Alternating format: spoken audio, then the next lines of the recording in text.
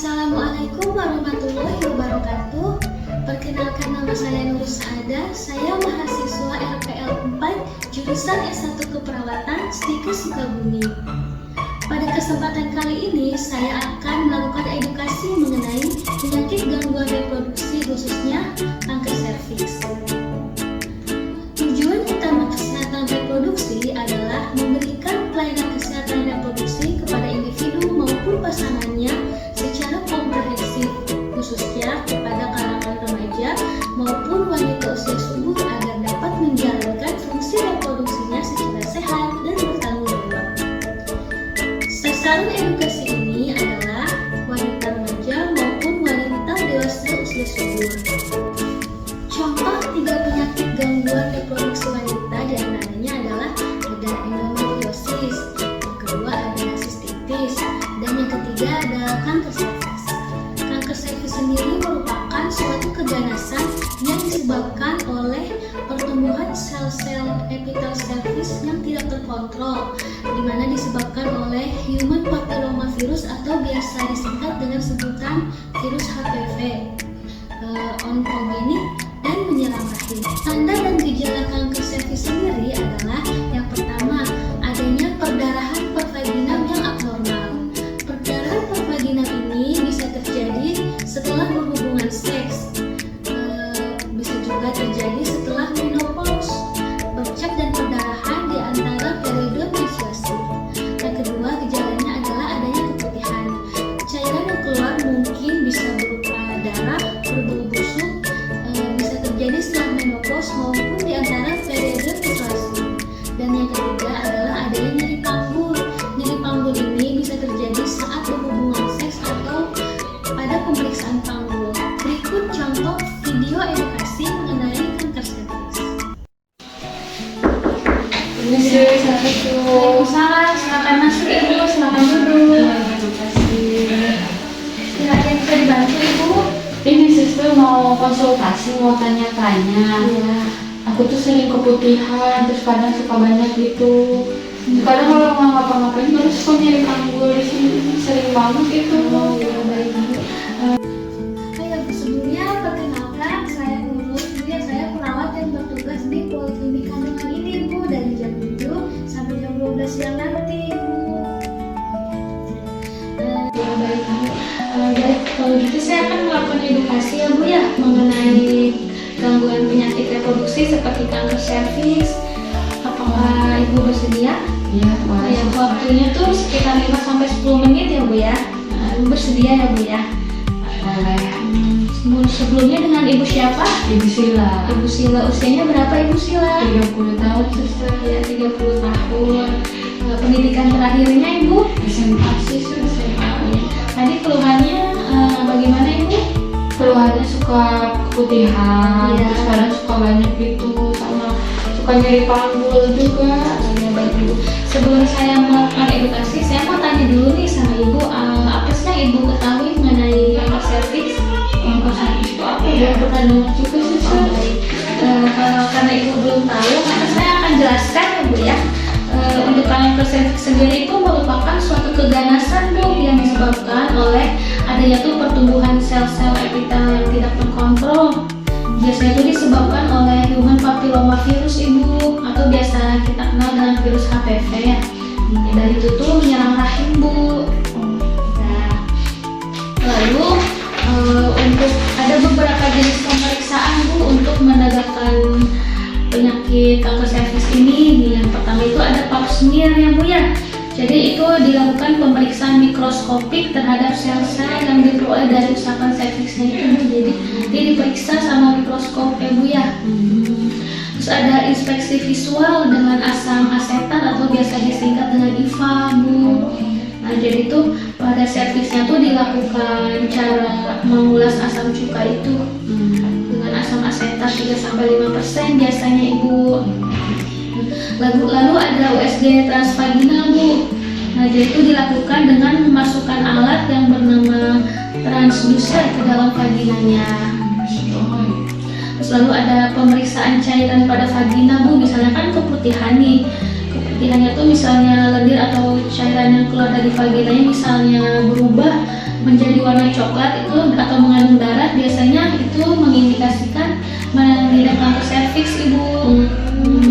Terus ada kolposkopi. Nah itu tuh cara untuk melihat dari dekat kondisi leher rahimnya bu, untuk menemukan adanya perubahan sel atau adanya sel-sel abnormal di leher rahim tersebut bu, yang menjadi potensi menjadinya kanker. Jadi ada banyak bu ya jenis pemeriksaannya. Lalu di sini juga ada tanda dan gejalanya bu, kanker serviks itu. Gejalanya itu yang pertama adanya perdarahan pervaginam bu, abnormal tapi ya perdarahan pervaginanya. Misalnya setelah berhubungan seks tuh, misalnya itu suka terjadi perdarahan. Nah perdarahan juga bisa terjadi setelah menopause juga bisa. Terus di antara periode menstruasi juga bisa ada perdarahan atau bercak darah bu. Jadi darah perdarahannya tuh lebih banyak, darah menstruasinya tuh atau lebih lama, itu juga bisa mengindikasikan tanda gejala kanker serviks ya bu ya. Terus juga ada keputihan. Nah keputihannya tuh kan normal bu ya sebenarnya, cuman kalau misalnya keputihannya tuh mengandung darah, ada berbau busuk, itu juga bisa mengindikasikan gejala kanker serviks ya bu ya. Bisa terjadi juga pada periode menstruasi juga atau setelah menopause, sama kayak yang tadi gejala pertama ya. Terus yang ketiga juga ada nyeri panggul. Nah nyeri panggulnya tuh saat berhubungan seks bu, bisa menyebabkan nyeri panggul, atau saat pemeriksaan panggul juga bisa terasa nyeri, itu mengindikasikan mengidap kanker serviks ya bu ya. Jadi gejalanya begitu bu. Nah terus faktor-faktor yang dapat menyebabkan gangguan reproduksi seperti kanker serviks tadi itu ada beberapa bu. Yang pertama ada perilaku seksual. Nah misalnya berganti pasangan lebih dari 6 kali, atau berhubungan intimnya tuh sejak usia di bawah 17 tahun ibu. Di bawah iya, jadi itu bisa menyebabkan.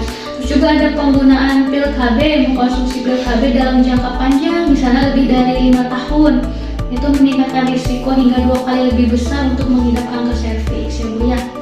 Terus selalu ada riwayat kehamilan terlalu muda, kayak tadi sebelum 17 tahun, itu juga sama berisiko mengidap kanker serviks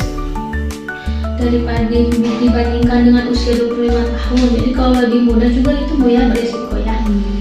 Terus juga ada merokok bu ya, soalnya merokok itu kan ada kandungan zat kimianya ya yang bisa merusak sel jaringan serviksnya dan menurunkan kekebalan tubuh ibu gitu ya bu ya.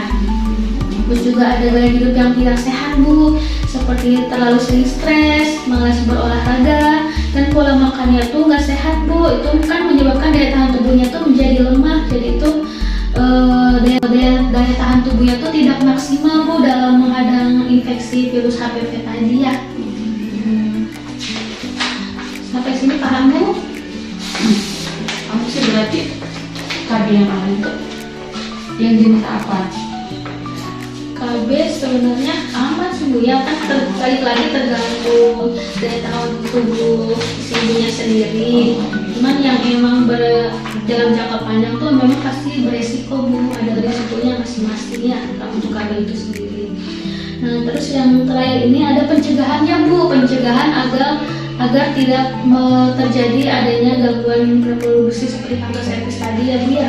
Yang pertama itu dengan gaya hidup sehat bu, jadi nutrisinya tuh dijaga bu, tidak makan makanan yang kayak misalnya ultra processed food yang banyak pengolahan atau cepat saji. Nah itu diganti aja sama real food bu, kayak sayur, buah, terus ayam juga. Jadi real ada ayamnya tuh, terus dimasak. Misalnya kayak nugget itu nggak sehat bu, soalnya pastikan ada bahan campuran yang dicampurkan dalam makanan itu ya, seperti zat pengawet, itu nggak sehat. Terus tidak merokok juga, terus rajin olahraga ya, teratur olahraga. Terus tidak berganti-ganti pasangan seksualnya bu ya. Lalu selalu menjaga kebersihan area vagina bu ya. Terus juga dilakukan vaksin HPV. Ada juga ya vaksinnya ya? Ada bu. Juga deteksi dininya melalui pap smear atau IVA secara rutin ya bu ya. Jadi jangan takut, kan belum tentu juga ya mengidap kanker serviks. Nah sekian tadi saya udah ngejelasin ya tentang edukasi kanker serviks. Sekarang giliran saya mau nanya sama ibu Bu. Ya, coba saya mau tanya, apa aja sih tanda dan gejala dari kanker serviks itu sendiri? Tanda dan gejala ya. Iya. Tadi yang nyeri panggul. Ya. Terus ada perdarahan bervagina saat hubungan seks ya? Ya, betul sekali Ibu. Lalu saya mau bertanya lagi tentang penyebabnya ya Bu ya. Penyebab dari kanker serviks itu sendiri. Penyebabnya bisa karena penggunaan PKB dalam jangka waktu yang lama. Ya. Terus riwayat hamil muda, terus ada merokok juga. Iya. Terus hubungan intim lebih gonta-ganti pasangan juga Iya, bisa ya. betul sekali Ibu. Baik, Ibu sudah paham berarti ya Bu ya. Atau ada yang barangkali ada yang masih mau ditanyakan? Udah sih cukup. Cukup ya Bu ya. Ya untuk tindak lanjutnya besok tuh di sini ada ini Bu, pemeriksaan pap smear sama IVA. Ibu bisa datang ke sini besok Bu. Gratis apa bayar? Gratis Ibu. Oh. Ibu bersedia Bu ya besok datang. Yes. Apa namanya, jadi kan jangan takut Ibu, jadi kan itu untuk deteksi dini ya Bu ya. Kan belum tentu juga Ibu mengidap kanker serviks tadi, cuman tadi Ibu kan bilang ada beberapa gejala yang mengarah ke sana, tapi mudah-mudahan tidak ya Bu ya. Baik Ibu, cukup sekian edukasi dari saya, semoga bermanfaat ya Bu ya. Makasih ya semua. Ya sama-sama, sehat selalu Ibu. Pamit ya. Ya, sama-sama. Waalaikumsalam.